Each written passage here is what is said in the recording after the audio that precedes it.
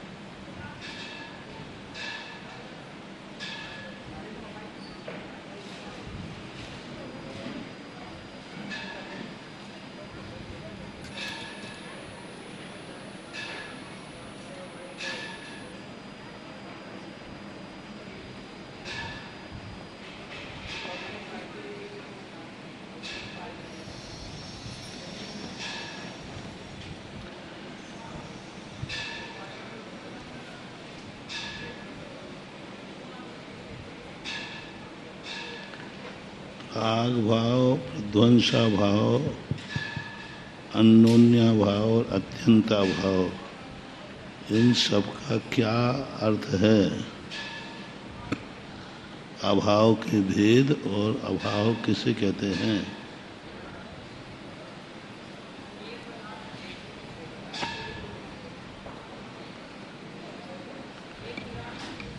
अभाव किसे कहते हैं?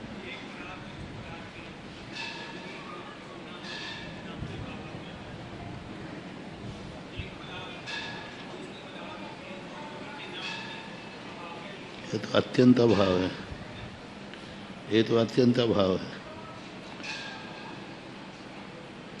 अभाव, सामान अभाव किसे कहते हैं? हाँ? ठीक है, पदार्थ का अर्थ वहाँ एक में दूसरे का अभाव, ऐसा। अपराग भाव, प्रध्वंसा भाव, वही। एक मिनट,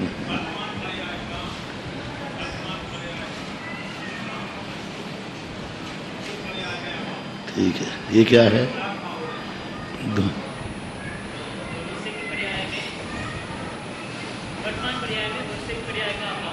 वर्तमान पर्याय में आगामी पर्याय का अभाव, और प्राग भाव में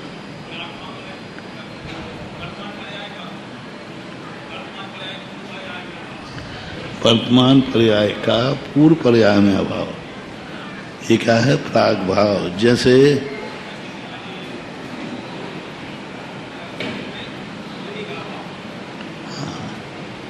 दूध में दही का वर्तमान पर्याय का आगामी पर्याय में अभाव, और दूसरा है प्रध्वंसा भाव।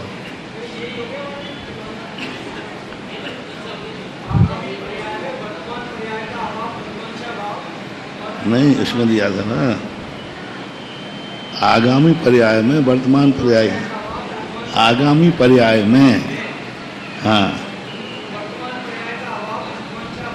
हाँ,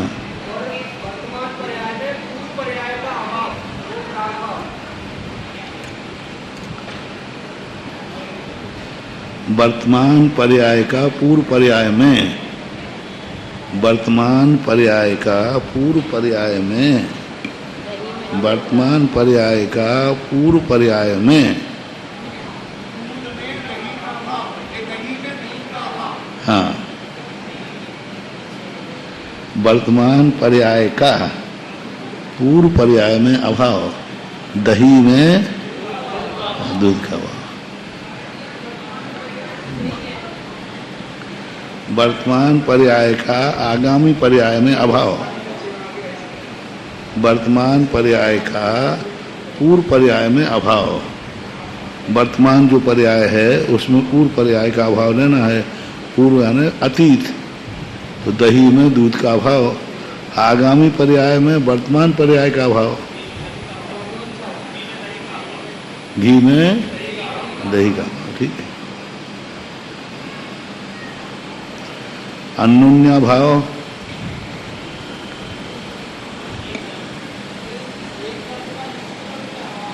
ये तो अत्यंत भाव है।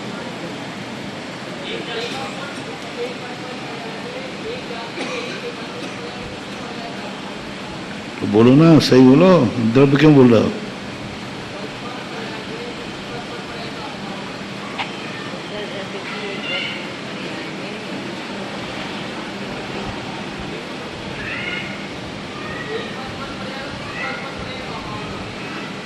एक पर्याय का दूसरी पर्याय में अभाव, जैसे एक पुद्गल की पर्याय है, दूसरे पुद्गल की पर्याय में उसका अभाव है। सीधी बात, एक पर्याय में दूसरी पर्याय का अभाव। और अत्यंत अभाव, तो अन्योन्या भाव और अत्यंत भाव ये अलग क्यों लिए?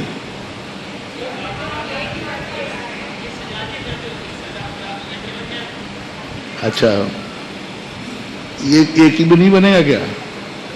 ज्ञान का दर्शन में अभाव, कौन सा भाव? जब एक पुद्गल जाति में आप घटा रहे हो तो वहां अन्योन्या भाव घटाओ ना। अन्योन्या भाव का अर्थ होता है एक रूप होकर के भी एक दूसरे में अभाव, एक होकर के भी। पुद्गल पुद्गल है, पर्याय पर्याय है, पर्यायों का भी अभाव। जैसे सिद्ध में मुनि पर्याय का अभाव है, अपनी पूर्व पर्याय का अभाव, वर्तमान पर्याय का अभाव, पर्याय पर्याय का भी भाव। अन्योन्य भाव का अर्थ होता है एक होकर के भी उनकी पर्यायों में अंतर होना है। एक ही जाति की है, एक सब कुछ है, इसलिए अन्योन्य भाव। अन्योन्य भाव की जरूरत ही नहीं थी, अत्यंत भाव रहते। अन्योन्य भाव होना ही नहीं चाहिए था, अत्यंत भाव इस काम चल जाता है।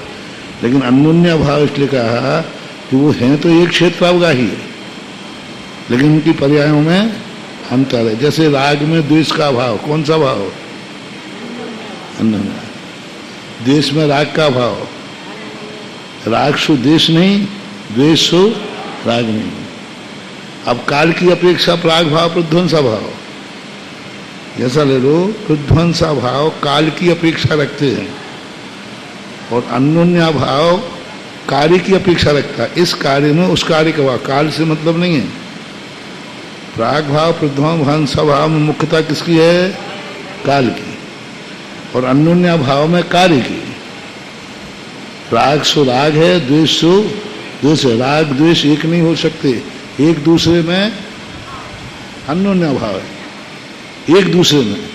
दर्शन में ज्ञान गुण का अन्योन्य भाव है, एक ही रूप में। हमारी खुद की पर्याय, एक समय पहले की पर्याय तो वर्तमान पर्याय में अन्योन्य भाव, सब अन्योन्य भाव। और इसी में काल की वक्षा बना लेंगे तो प्राग भाव प्रध्वंसा भाव बन जाएगा। वर्तमान पर्याय में ग्रस्त पर्याय का अभाव, प्राग भाव हो जाएगा। सिद्ध भगवान में मुनि पर्याय का अभाव, मुनि पर्याय में मुनि पर्याय का सिद्ध पर्याय में अभाव।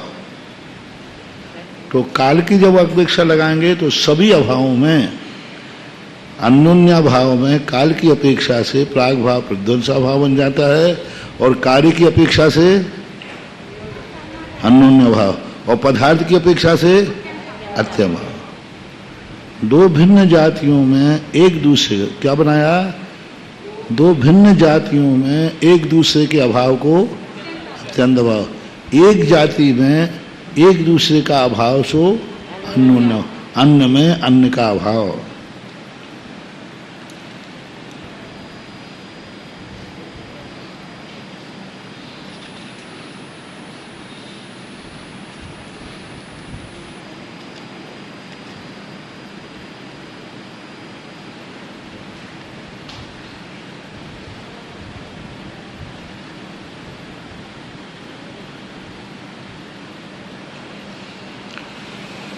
दर्शन किसको होता है और कब होता है?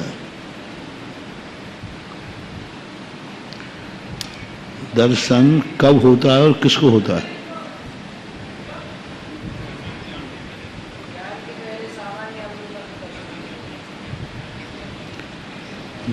कब कब होता है? कब कब?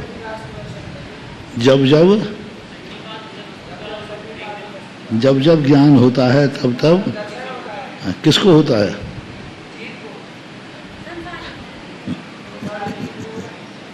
सभी को। जब जब ज्ञान होता है तब तब दर्शन होता है और सभी जीवों को दर्शन होता है।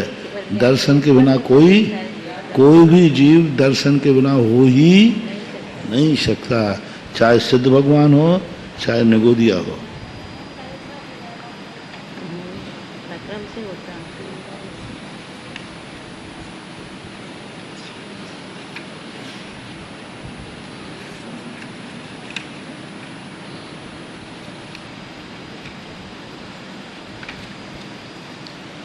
चलो हो गया था। तीसरा अध्याय करते हैं। जीव के कितने भेद हैं? 2।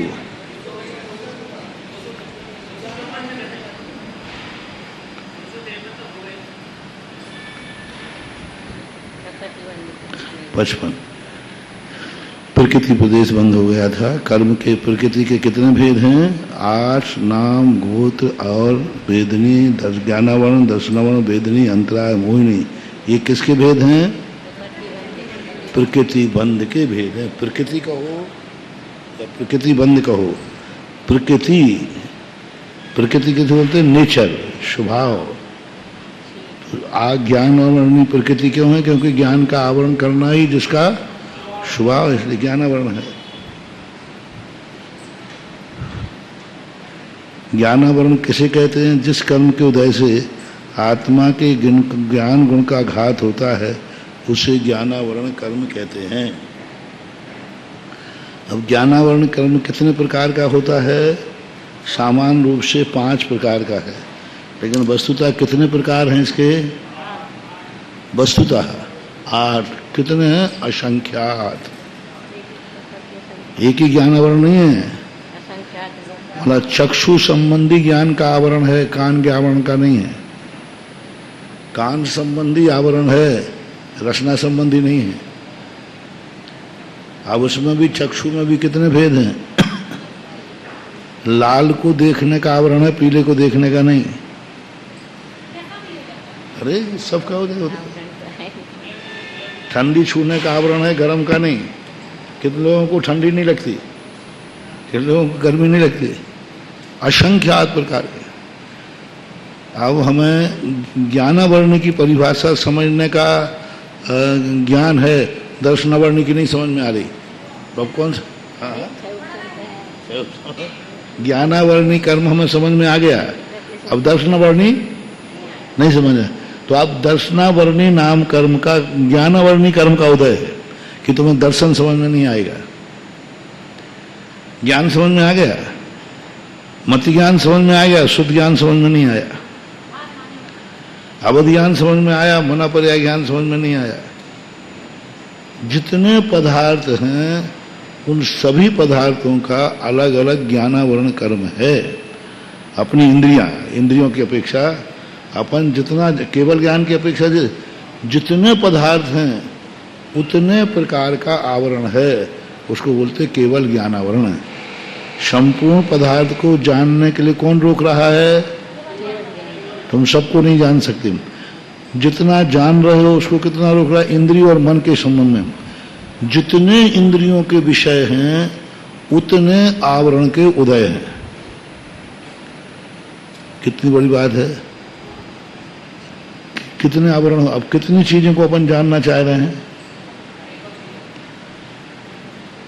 अब सुबह ही अपन जान रहे हैं, मान लीजिए मुनि शब्द समझ में आया लेकिन सखी नहीं आया, तो सख्यावरण कर्म का उदय है। अब सख्य वर्ण समझ में आ गया, पंथी नहीं आया, तो पंथ पता बना दिया, अब समझ में नहीं आया तो आवरण। जितने जितने अपन इंद्रियों मन से जितने पदार्थ जानते हैं उतने प्रकार के आवरण हैं। आ ही रहा है अपन को खुद। अपन देख लो, कोई चीज समझ में आ रही, कोई चीज नहीं आ रही।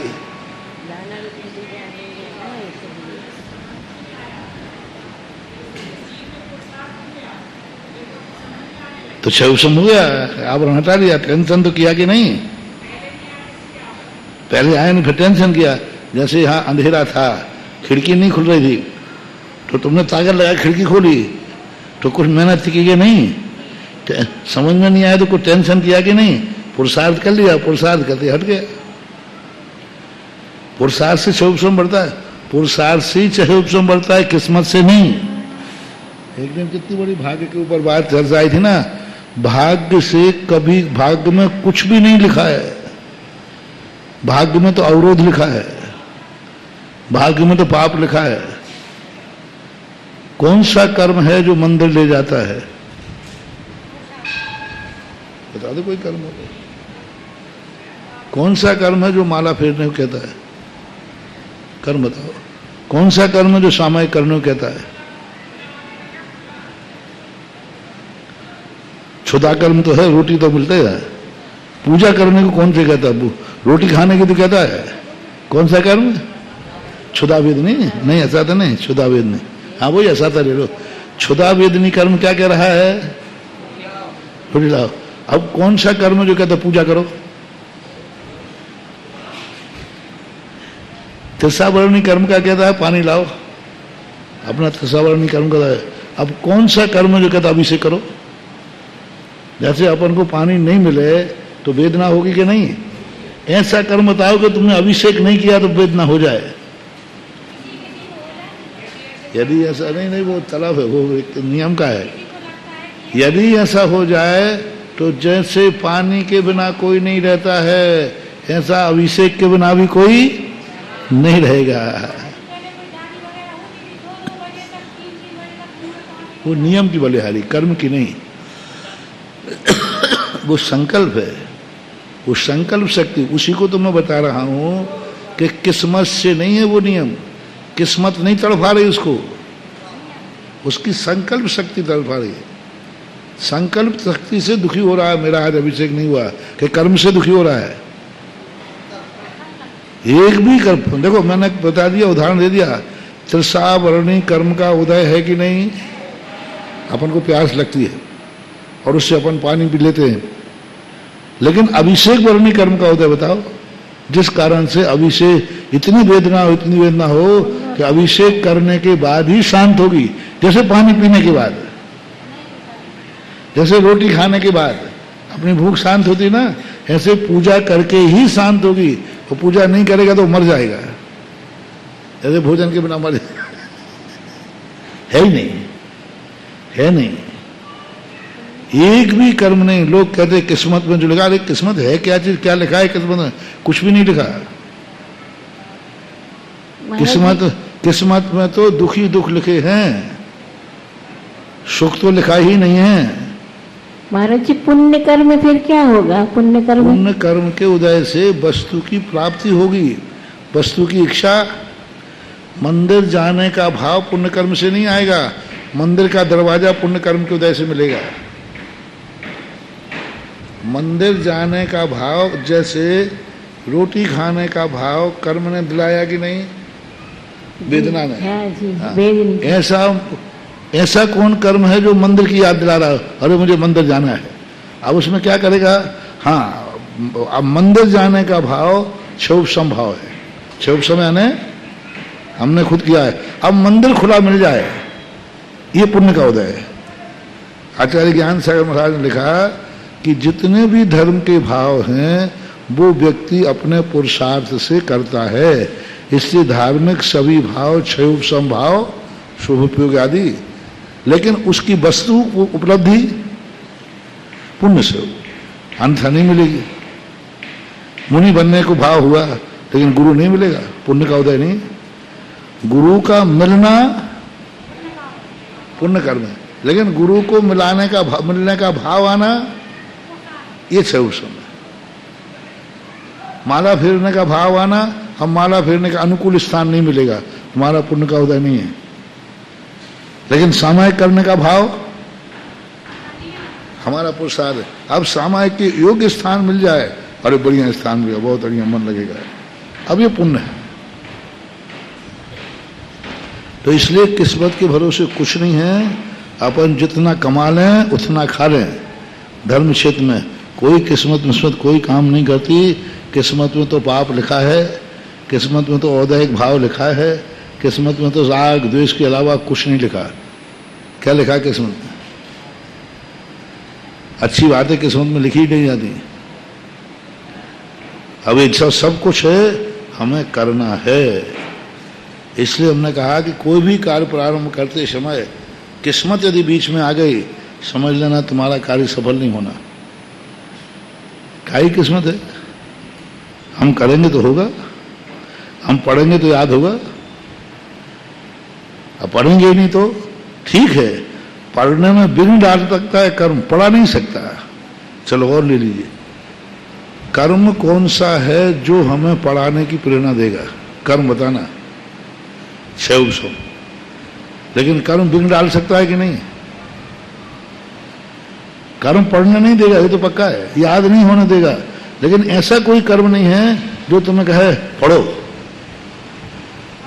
इस कर्म का उदय आ गया तो तुम्हें ये किताब पढ़ना ही पड़ेगी। नहीं, हाँ विघ्न जरूर डाल सकते हो कि तुम पढ़ना चाहोगे, वो पढ़ना नहीं देगा। तुम मरना चाहोगे, कुछ भी विघ्न आ जाएगा, ये कर देगा ऐसा।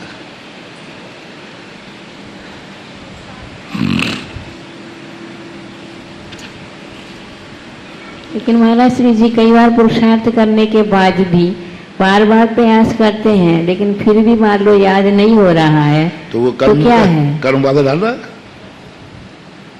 इतना पुरुषार्थ करते, बार बार पुरुषार्थ करते तो हैं, कर्म बाधा डाल रहा है। कर्म का काम पढ़ाना नहीं है, बाधा डालना है। कह दिया मैंने, फिर दिखा, यही तो कह रहा हूं मैं।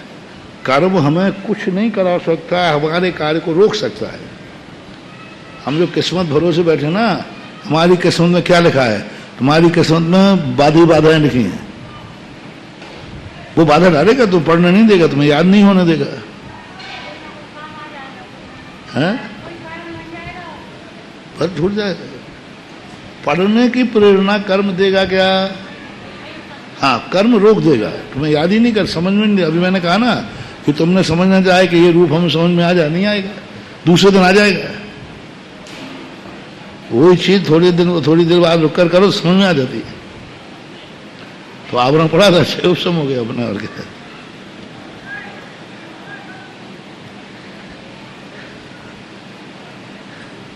इसलिए ज्ञानावरण दर्शनावरण के जो है, ये ज्ञानावरण के कितने भेद हैं? 5 भेद कहे। वस्तुतः पूछा जाए, एक एक ज्ञान के आवरण के असंख्यात भेद हैं। दर्शनावरण कर्म के कितने भेद हैं? चक्षु दर्शनावरण, अचक्षु दर्शनावरण, अवधि दर्शनावरण, केवल दर्शनावरण, निद्रा, पिछला, स्थान गृद्धि। इस प्रकार के ये दर्शन के कहे 9 हो गए। दर्शन के नहीं, दर्शन के तो 4 ही भेद हैं, चक्षु, अचक्षु, अवधि और केवल। लेकिन दर्शनावरण है,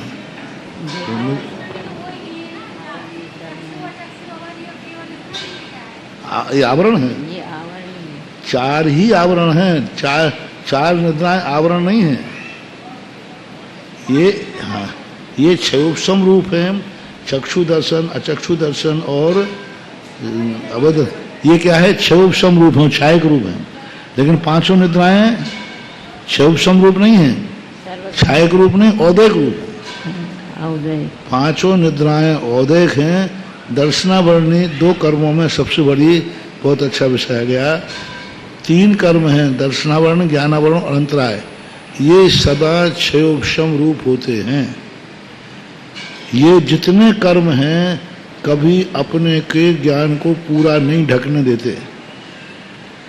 ज्ञान कितना भी उदय में आ जाए पूरा नहीं ढकेगा, और दर्शन भी कितना उदय में आ जाए पूरा, अंतराय कितना भी उदय में आ जाए पूरा नहीं हो सकता। मात्र चार दर्शन घातिया कर्मों में ये चार प्रकृतियां, अभी मोहिनी के अभी ला रहा हूं, ये चार प्रकृतियां ऐसी हैं, ये क्षयोपशम रूप नहीं होती, ये औदैक रूप होती। औदय कहने उस समय ये अपना पूरा घात करते हैं। और उधर मोहिनी कर्म की जितनी प्रकृतियां हैं सारी की सारी औदैक हैं, स्वयं में औदैक हैं, क्षयोपशम रूप कोई प्रकृति नहीं है।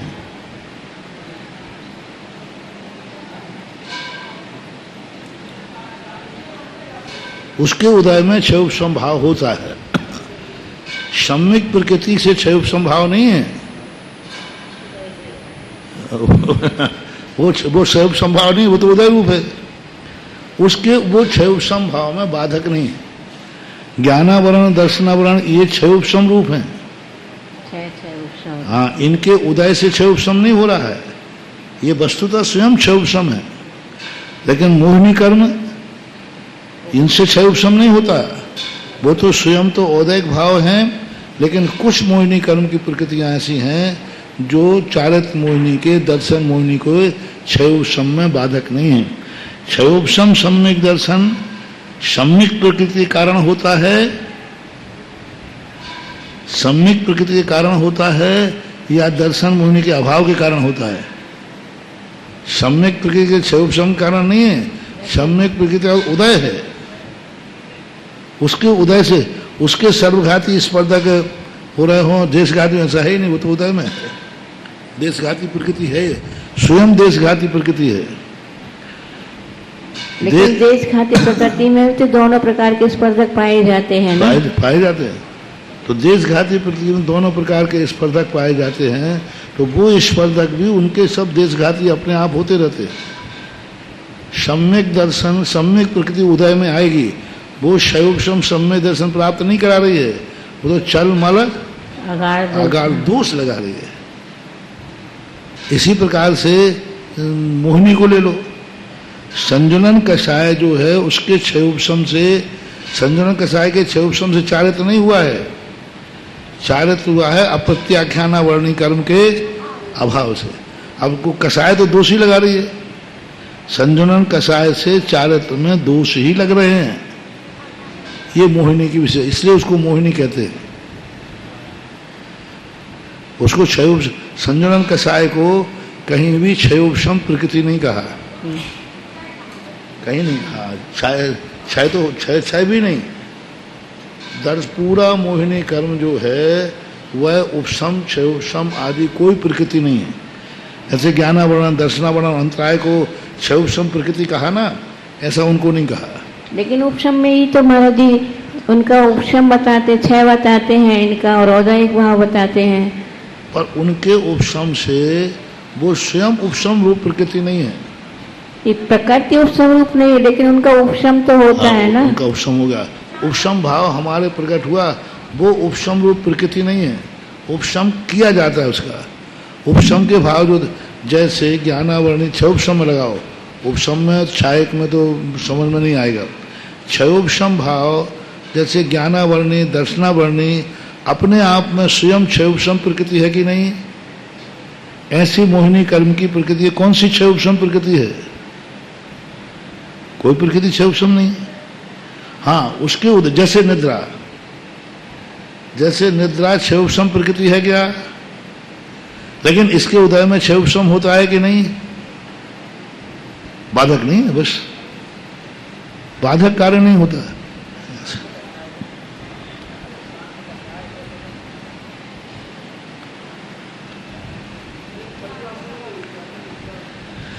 तो इस प्रकार से निद्रा, पिछला आदि जो प्रक्रिया हैं, ये सब हमेशा बाधित ही करती हैं, हमेशा उदय रूप ही रहती है।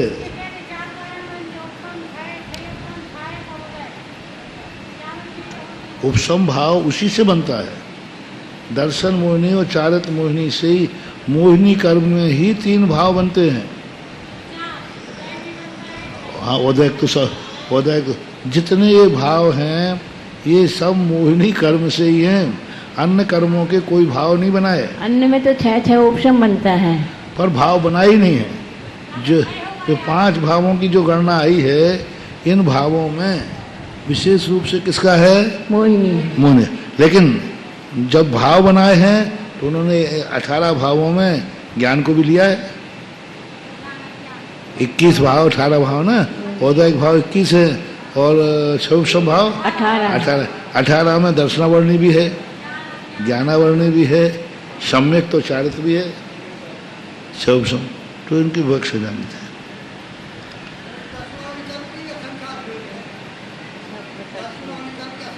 सबके कान कितने प्रकार का है? कान कितने प्रकार के? जितने प्रकार के कर्णेंद्रिय जीव हैं उतने प्रकार के 6 उपशम हैं। आँख कितने हैं? जितने प्रकार की आँखें हैं उतने प्रकार के हैं। रचना कितनी है? जितने जीव की रचनाएं हैं उतने प्रकार के रस हैं। सबका 6 उपशम भिन्न भिन्न होता है, एक का एक से होता है। घ्राण भी सबकी अलग अलग है, किसी की बहुत तेज होती है, किसी की कम होती है, तो ये सब मानना चाहिए।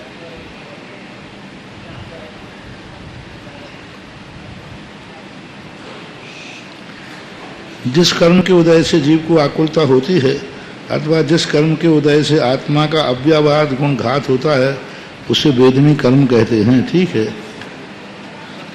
जिस कर्म के उदय से आकुलता होती है, अब यहाँ ये ध्यान रखना, जिस कर्म के उदय से आकुलता होती है, यहाँ अशाता की बात नहीं कही जा रही है। तो इससे सिद्ध है वेदनी कर्म क्या करता है? चाहे भली साता हो। हाँ, असाता की आकुलता तो अपन सबको पता है, साता की आकुलता बताओ। साता की आकुलता, वेदनी कर्म किसे कहते हैं? हाँ, गिर जाओ वहीं।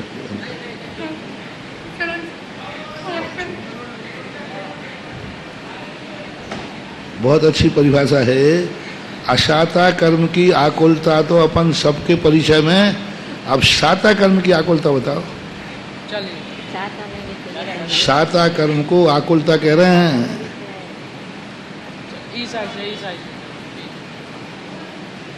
शाता कर्म की आकुलता बताओ।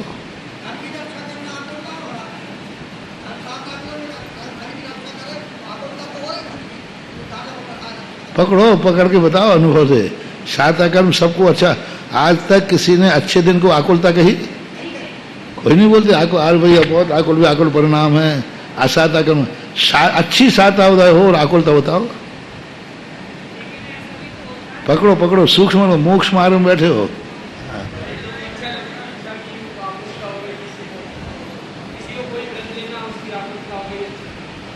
अच्छी हवा चल, हाँ मजा आ रहा। अच्छा है, बीच में मत आओ, हटो यहाँ से। अरे आकुलता ही होगी। अच्छी धूप आ रही, बहुत आ रही, चलो बाहर बैठते हो, धूप आ गई। तो असाता की आकुलता थी, नहीं वो असाता की आकुलता। साता की आकुलता, अच्छा भोजन मिल जाए तो खाने की आकुलता, नहीं खाने की आकुलता। अच्छा अच्छा है ना, हाँ ये ठीक है मैं खा रहा हूं, तो खाने का भाव आया कि नहीं? आकुलता हो गई। अच्छा स्थान, हाँ नहीं यहीं बैठता हूं, तो बैठने की आकुलता हो गई। सब आकुलता में, हाँ सब आकुलता में। बहुत बढ़िया मौसम है, हाँ हो गया खत्म, बस बंद हो गया। आकुलता हो गई। अच्छा मौसम इसके पास करना तो ये कितना बढ़िया, देखो क्या सुंदर गार्डन रखना, आकुलता हो गई। आकुलता, और क्या सुंदर पंडाल बना, आकुलता हो गई।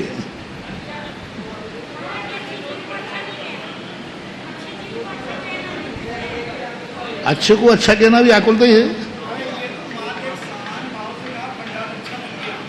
तो आकुलता हो गई।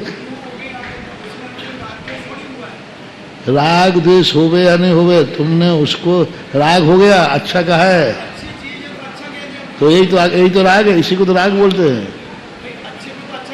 अच्छा कोई चीज होती ही नहीं है, कोई भी चीज अच्छी नहीं होती।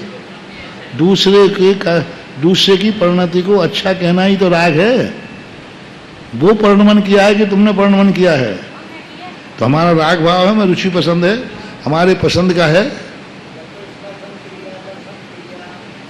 अरे तुम्हारी पसंद है तभी तुमने अच्छा कहा, तुम बहुत कलाकार हो। यदि तुम्हारी पसंद नहीं होती तो बुरा कह देती। और वही चीज दूसरे को, अब देखना, वही चीज दूसरे को गलत लग रही है, वही चीज अपन को, तो अपन कहते नहीं बहुत अच्छी चीज है।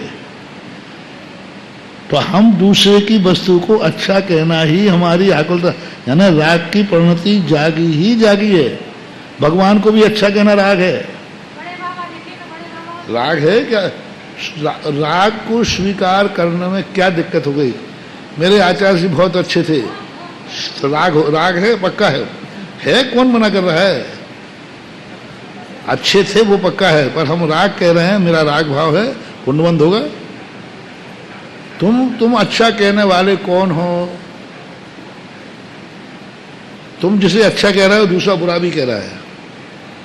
क्या संसार में जिसको तुम अच्छा कह रहे हो संसार सब अच्छा कह रहा है क्या? भगवान को भी कितने लोग भगवान की बुराई कर रहे हैं, भगवान है ही नहीं। मारिश कह रहा है, लो साहब सारी दुनिया में सब उनको, भगवान को क्या कह रही है? अच्छा। और मारिश क्या कह रहा है? सूर्य को सब अच्छा कह रहा है, उल्लू। तो हम अच्छा क्यों कह रहे हैं? हमें अच्छे लग रहे हैं, राग भाव आ गया, राग ही आकुलता है। पुण्य क्रिया, किसी भी क्रिया को ये मत सोचो कि नहीं हम तो अच्छे भाव को अच्छे कह रहे हैं, और भगवान को अच्छा कहने में कौन सी बुराई है? नहीं, जब तक भगवान को अच्छा कहते रहोगे तब तक तुम्हारा शुद्ध उपयोग बनने वाला नहीं। सुनो, अच्छे को अच्छा जब तक कहते रहोगे तब तक केवल ज्ञान नहीं, शुद्ध उपयोग नहीं होने वाला। भगवान से ही, भगवान बहुत अच्छे हैं, अनंत चतुष्टय के धनी है बहुत, तो भी शुद्ध उपयोग नहीं होने वाला। अच्छे हो बुरे से ऊपर उठो।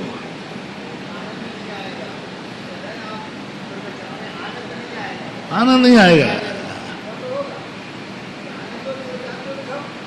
है? समता। देखो एक बात और भी सिखाई थी उस दिन, समता भाव अलग है और आनंद भाव अलग है। समता भाव हमारी मजबूरी है, राग द्वेष मत करो भाई, ठीक है, आनंद नहीं है। अब भाई तुम्हें किसी से समता तो रखो ना, हमें इससे मतलब है ना इससे मतलब है। समता भाव, माध्यस्थ भाव, समता भाव कहो, माध्यस्थ भाव। तो माध्यस्थ भाव तुमने कब रखा? विपरीत वृत्ति में रखा। समता कब रखना पड़ी? विपरीत में। विपरीत वृत्ति में समता रखो, अच्छे बुरे का भेद मत करो। तो समता सामायिक है, वो अभव्य भी कर लेता है। समता अभव्य को भी आएगी, लेकिन धर्म अभव्य को नहीं होगा। समता अभव्य भी धारण कर, क्या मिथ्या दृष्टि समतावान नहीं होते हैं? होते हैं, उनमें खूब समता भाव रखते हैं, लेकिन वो धर्मात्मा नहीं। आज निश्चय की बात कैसी कही? निश्चय जो है बालक के लिए निश्चय कहोगे वो बिल्कुल उद्दंड हो जाएगा, त्याग व्रत कोई नहीं लेगा। सोनगढ़ वालों में क्या हुआ? क्योंकि उनको निश्चय का ज्ञान करा दिया, अब वो व्रत क्यों लेंगे? उनके भगवान में पूजा का मन नहीं लगता कि मैं खुद ही भगवान हूं। जब तक व्यक्ति अपने को छोटा नहीं मानेगा वो बड़ों का रिस्पेक्ट क्यों करेगा? जब मैं खुद भगवान हूं तो भगवान में क्या रुचि लूंगा? सेठ में रुचि नहीं लेता। अब सबको उन्होंने भगवान बना दिया निश्चय नहीं। लो साहब ने कहा काय का भगवान, काय की पूजा, व्रत नियम काय के लिए, मैं तो त्रिकालिक शुद्ध हूं।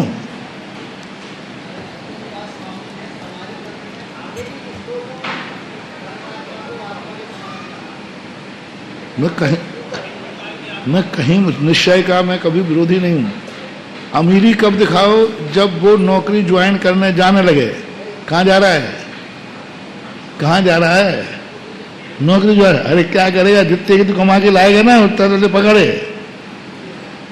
और यही पहले बता देते तो वो पढ़ाई ही नहीं करता। जब तक अपने आप को गुणहीन नहीं मानोगे, गुणवानों के प्रति आपका आदर भाव आएगा ही नहीं, कितने प्रयास करो। गुणहीन मानना ही पड़ेगा, तब गुणवान के प्रति आदर भाव आएगा। जब मैं खुद ही गुणवान हूं तो काय का आदर भाव आएगा। ही नदी, हाँ इसलिए आज विवाह प्रसंग दूसरा था, वो आ गया बीच में।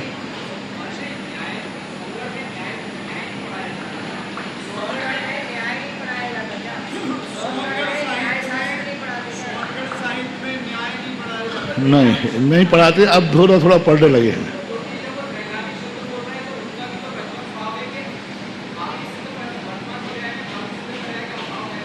नहीं मानते वो कहते सब भाव पर्याय करते हैं, वो कहते सब पर्याय हैं। मैं तो द्रव्य हूं, पर्याय हूं ही नहीं, क्यों पर्याय मिटती है। वो कहते मैं पर्याय मानते ही नहीं, पर्याय हूं ही नहीं, पज्जय मूढ़ो मूढ़ा न सही, पर हमारा स्वभाव पर्याय नहीं, हमारा द्रव्य त्रिकाली स्वभाव है। वो दशा उन्होंने छोटी अवस्था में पढ़ा दी गृहस्थ को। वो दशा थी उस समय जब वो मुनि पूर्ण प्रकार के पापों से निवृत्त हो गया, तब उस समय उसको बताओ कि अब तू कहाँ जा रहा है। बोले भगवान की पूजा करना है। काय का जा रहा है, तू खुद ही पूज्य बन गया। अभी वो अपूज्य है और कह दिया कहाँ जा रहा है। जब वो खुद ही भगवान बनने की शक्ति है तो कहाँ भगवान के पास जा रहा है। ध्यान में बैठ जा, तू खुद ही भगवान बन जाएगा।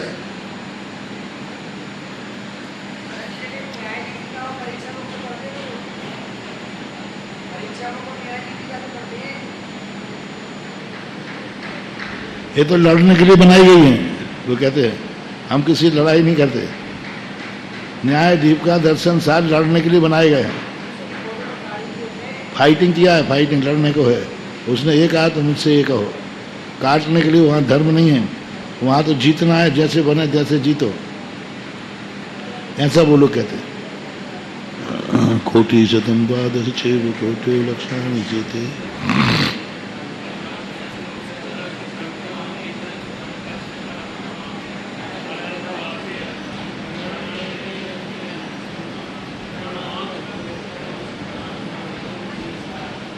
इस कार्यक्रम के पुण्यार्चक थे श्री विद्या सुधामृत समिति सागर चातुर्मास 2024, अध्यक्ष श्री सुरेंद्र जैन सट्टू, कार्याध्यक्ष श्री राजेश जैन एडिना, महामंत्री श्री राजकुमार मिनी, मुख्य संयोजक श्री ऋषभ जी बांदरी, स्वागत अध्यक्ष श्री आशीष पटना, कोषाध्यक्ष श्री सुरेंद्र जी दबडेरा, कोषाध्यक्ष श्री ऋषभ जी गढ़ाकोटा, गौरव अध्यक्ष राजेंद्र जी केतली।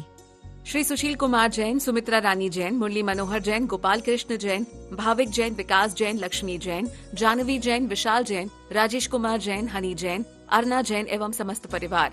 C26A आनंद विहार, नजफगढ़ रोड, उत्तम नगर, नई दिल्ली।